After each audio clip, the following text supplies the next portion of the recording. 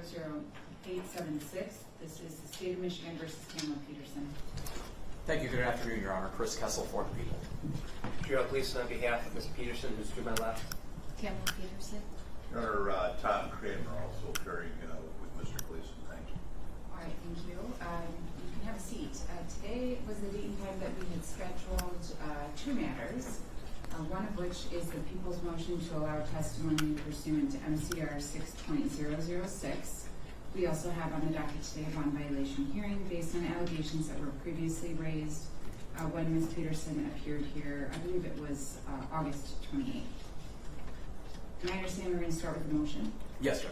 All right, so I've had a chance to review the motion that you filed seeking the ability to allow testimony pursuant to MCR 6.006, which would be via video conferencing or Zoom. When we resume the examination date, I did get the response from the defendant. What, if anything, would you like to add to the record in support of your motion? Judge, really just more in response to some of the stuff Mr. Gleason wrote. First of all, it seems like of the 12 factors in 2.407, the only ones really at issue are number 2 and number 3, whether there is a specific articulable prejudice and the convenience and the cost. The defense essentially claimed that the only specific articulable prejudice that exists here is the denial of the right to confrontation. But the problem, Judge, is a preliminary exam does not have a confrontation clause right.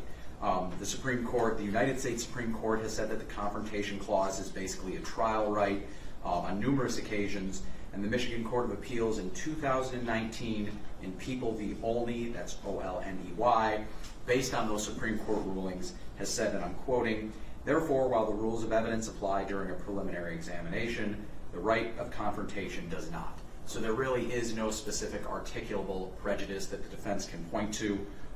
There's no need to do the buoy analysis that they asked the court to engage in. The only other issue, Judge, is the convenience and the cost as it relates to the importance of the testimony. Judge, we have to fly this witness out from literally across the country from California. I think we all know that things are moving very slowly in this case, and I think it's entirely possible that while I anticipate this testimony to be short, and maybe Mr. Gleason anticipates the testimony would be short, there are a number of other attorneys here who are using their time, using greater amounts of time, I guess, which is fine. But my concern would be, Judge, it may go into a second day, it may require changing plane tickets, it may require adding hotel reservations. And the truth is, Judge, the testimony here is not as important as the foundation the testimony is laying to allow for the exhibit, or the entrance of the exhibit, which is a manual. Maybe there are a handful of questions otherwise, Judge, but I expect on my end this to be very brief, direct exam, and when weighed against the cost of flying someone out and having a hotel and all that other stuff, Judge, I just don't think it weighs in favor of requiring this person to testify in person. So unless the court has any other questions, I don't have anything else to add. All right. Mr. Gleason. Yeah, I agree with Mr. Kessel that there is not a confrontation right at the preliminary examination stage.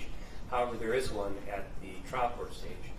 And my objections are twofold in this regard. One, the way in which the government is going about their case it sounds to be like a process of elimination, and it could only be the bracelet as per their expert.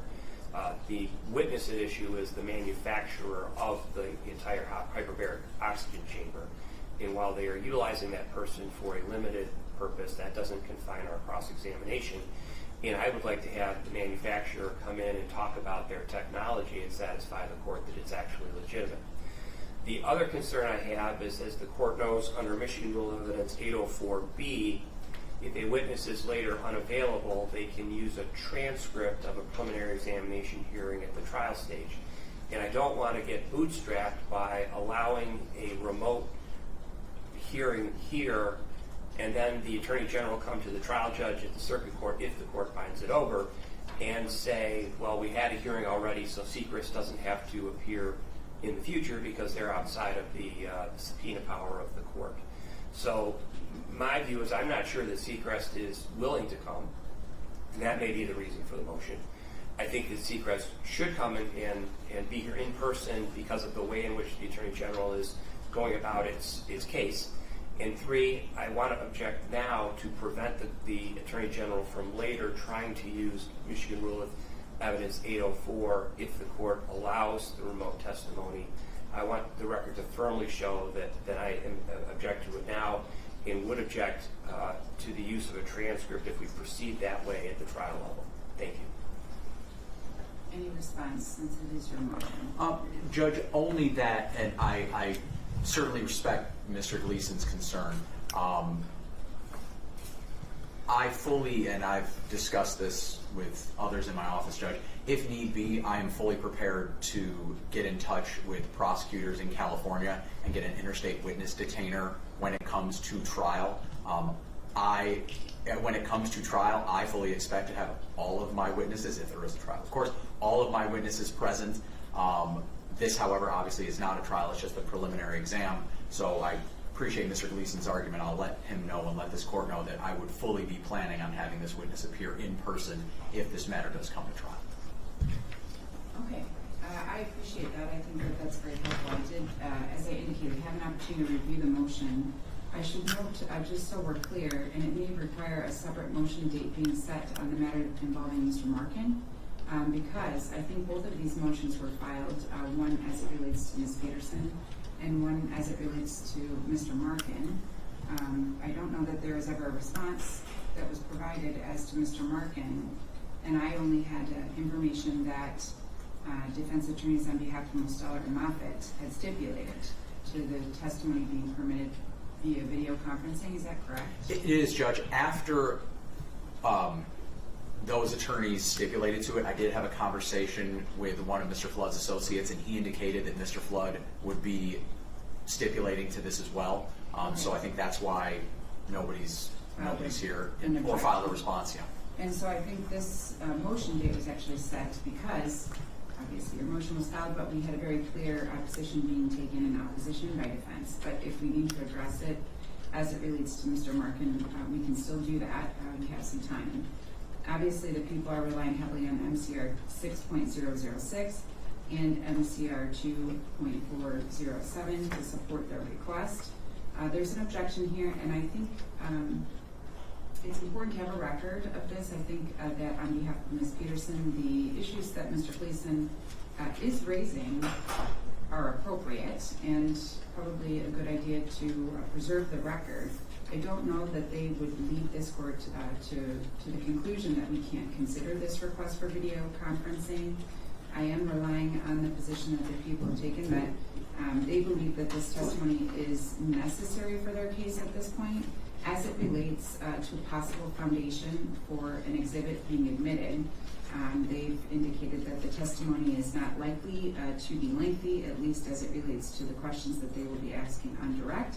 I know that doesn't preclude the other attorneys from cross-examining the witness, but they'll have the ability to do that here. There's no confrontation right that attaches for exam, and it appears that Ms. Peterson is going to reserve her right to raise that issue again if it comes up, if the case proceeds to circuit court and then the trial beyond that, and that the people have indicated on the record that they don't have any intention of trying to maintain whatever the court decides as it relates to the exam testimony being the same as what they would attempt to present for purposes of a trial, where I do think there would be a valid argument as it relates to confrontation. Considering the factors that are outlined in MCR 2.407, clearly I think the court has the capability to have this person appear in this manner and provide testimony. Thankfully, I am very confident in the court reporter who will be maintaining the record and will be able to make a record of whatever is happening during the course of the exam so that you have a record that clearly, I think, the convenience of the parties is a factor here based on what's been represented about the cost that would be attributable to bringing this witness in from across the country. And I think it's fair to say that the timing of the exam, at least to date, the length of time for the witnesses has exceeded the expectations of the court and the parties, so we can't be certain about the exact date and time in which this person would be testifying. We have several of the defendants with their attorneys stipulating to the use of video conferencing.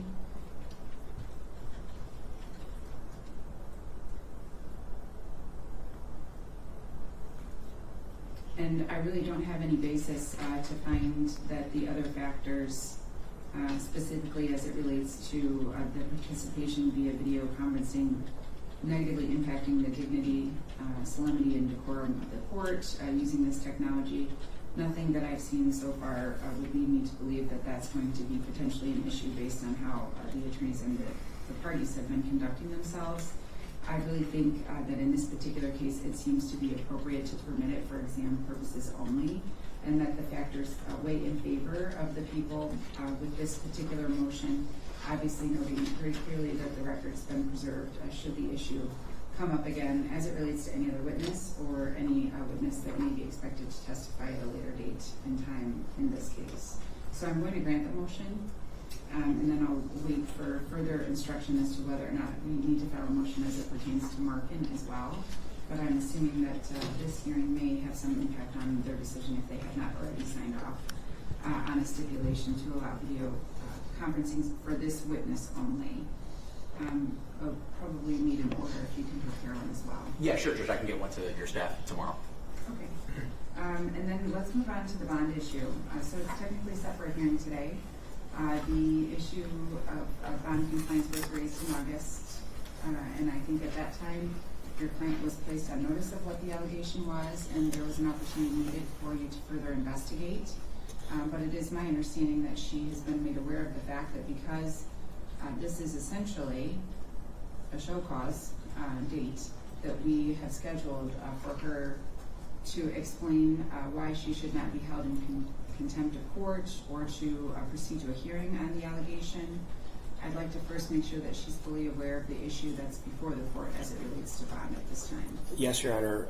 And the record should reflect that Mr. Kessel informed me of the allegations prior to. I don't think a written motion's been filed, but we would waive the written motion based on the information provided me by Mr. Kessel. It relates to a firearm that was sold in June of this year. There was a court order that required Ms. Peterson to surrender all firearms in her possession, and that would include constructive or actual possession. We are prepared to admit that we violated that order. She's prepared to provide a factual basis for that. And we recognize that we were entitled to a hearing, and by admitting that and submitting ourselves to the sanction of the court, that we'll be waiving that hearing, and the court will impose a sanction in that regard. All right. Anything else that needs to be placed on the record? No, not for the people, Judge. Thank you. All right. Ms. Peterson, you've heard what your attorney has stated on the record. Yes. So the issue that's before the court today as it relates to bond is an allegation that you failed to comply with the bond condition that prohibited you from having in your possession or owning any weapons or firearms while the case was proceeding through the court system and you were on bond. Do you understand that? Yes. So it was brought to the court's attention based on information that was obtained from the Attorney General's office that at some point they became aware that there may be a violation as it relates to this specific condition. Do you understand that? Yes. If you want, we can proceed to a hearing. You have the right to require that the prosecutor present evidence to this court that you did in fact fail to comply with this condition, and you have the right to have this hearing because the potential outcome, if the court determines that you did not follow its order and you're in contempt of court, it could potentially be a jail sanction. Do you understand that? Yes. At this time, your attorney advises me that you've discussed this right to a hearing and it is your decision to waive your right to have a hearing on this issue. Is that correct? Yes. So at this point, could I leave it to you to question your client to establish a basis for a guilty plea on the violation? Yes, sir. I believe she's prepared to make a statement to the court that would encompass that admission. All right. So as it relates to the condition that you were not to have in your possession any weapons or firearms after release from Oakland County Jail, what is it that you did that makes you believe that you are guilty of violating this court order? I failed to notify the court of a firearm that I constructively possessed with my husband. It was sold rather than surrendered to the court. The weapon was sold to someone else rather than being surrendered to the court. Yes, Your Honor. Okay. And how do you plead to this allegation that you failed to comply with the court order as it relates to the weapon surrender provision? Guilty. Okay. I will accept your guilty plea at this time. We have had some discussions about the court's inclination on how to handle this issue.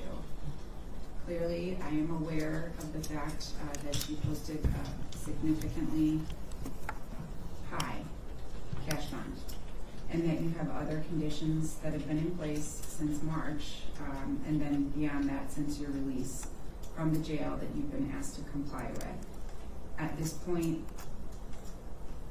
while you have had a number of months with no issues and strict adherence to home confinement, this type of allegation is very concerning to the court because it is, from the court's perspective, a very simple expectation that as it relates to possession or constructive possession of weapons or firearms, you were not to have any possession or control over weapons or firearms. And if it came to your attention that you had these or had the ability to constructively possess a weapon, you were to notify your attorney and to notify the court immediately so it could be surrendered. Do you understand that? I understand. So it causes me some concern because from my perspective, out of all of the things that have been placed upon you in terms of conditions, this one seems to me the easiest to comply with. I don't know if there's additional information that you want to place on the record, Mr. Gleason, or to just simply leave it at the statement that she's provided. Your Honor, I'd put sentencing in the court's discretion. Okay. But given the information that I have, the allegation and now your acknowledgement that you did not strictly adhere to that requirement, I think it warrants a sanction. I do believe that public safety can still be ensured by the conditions that are in place for bond and the cash bond that you posted, and this includes the monitoring of the tether and the home confinement. But this is a valid and very clear contempt of court issue where you did not comply with the order. And for that reason, a short but sure and swift jail sanction is going to be imposed today. You will spend the next 2 days in the Oakland County Jail, but no other conditions of your bond are going to be modified at this point. I think it should go without saying, but I'll say it anyway, because this case is taking its time here at this court, and I'm not expected to see you again until December. But if there are any additional issues regarding the compliance with each and every one of these bond conditions, you'll have to come back to see me immediately.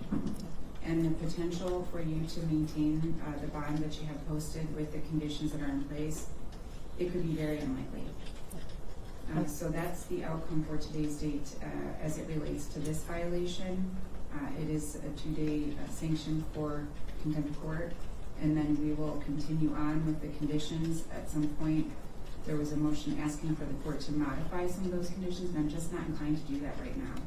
I'm going to keep everything as is and hope that we can continue on to our next scheduled court date without issue as it relates to bond.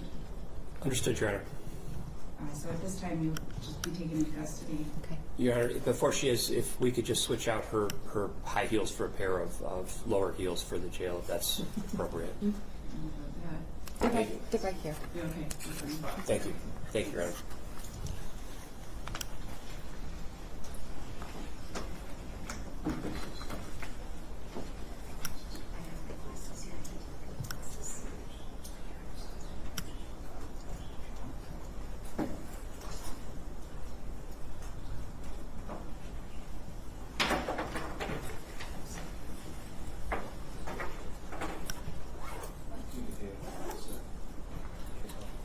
You'll submit the order? Yes, I'll make sure you guys have it by the end of tomorrow. That sounds good. Thank you, Judge. Thank you.